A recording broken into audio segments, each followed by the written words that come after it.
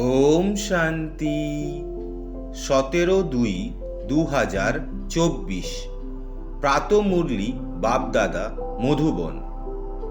বাবা আজকে বললেন, মিষ্টি বাচ্চারা, পবিত্র হওয়ার প্রথম উপায় হল স্মরণের বল, দ্বিতীয় হল শাস্ত্রীর বল।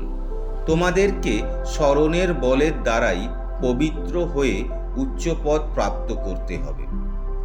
প্রশ্ন: বাবা হলেন আধ্যাত্মিক সার্জন, তিনি তোমাদের কি ধরনের ধৈর্য প্রদান করতে এসেছেন?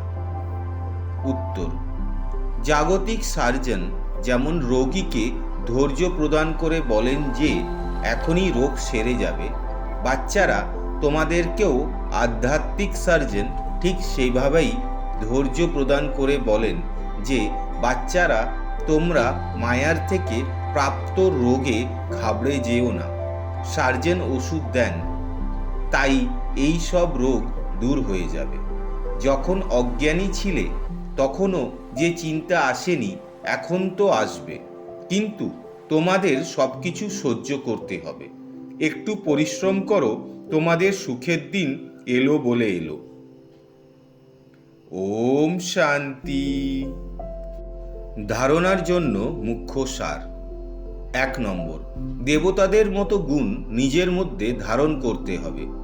ভিতরে যা কিছু অশুভ সংস্কার রয়েছে, ক্রোধ ইত্যাদির অভ্যাস রয়েছে, তা পরিত্যাগ করতে হবে।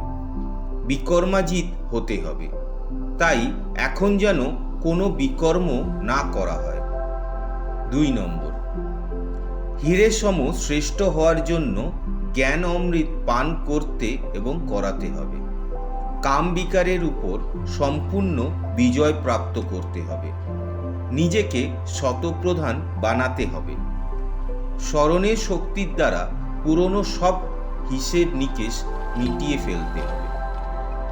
আজকের মধুর বরদান হল, বুদ্ধিকে আমার ভাবের ঘূর্ণাবর্তের থেকে বের করে সকল জটিলতার থেকে মুক্ত থাকা ডিট্যাচ ট্রাস্টি ভব।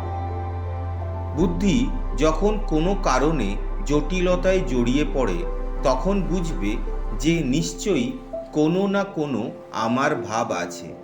যেখানেই আমার আসবে, সেখানেই বুদ্ধি ঘূর্ণাবর্তের মধ্যে আবদ্ধ হয়ে যাবে। গৃহস্থী হয়ে চিন্তা করলে ভুল হয়ে যায়, সেই জন্য একদম ডিট্যাচ আর ট্রাস্টি হয়ে যাও। এই আমার ভাব, আমার নাম খারাপ হবে, আমার নিন্দা হবে, এই সব চিন্তা করাই হলো ঘূর্ণাবর্তে পড়া। তখন যতই জট ছাড়াতে চাইবে, ততই জট পাকিয়ে যাবে।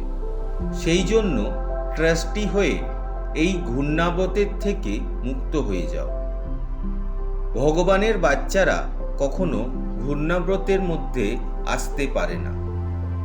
স্লোগান: তোমরা হলে মহান পিতার সন্তান, তাই না তো ক্ষুদ্র মতীয় হও আর না ক্ষুদ্র বিষয়ে ঘাবড়ে যাও। শুক্রিয়া বাবা। ওম শান্তি।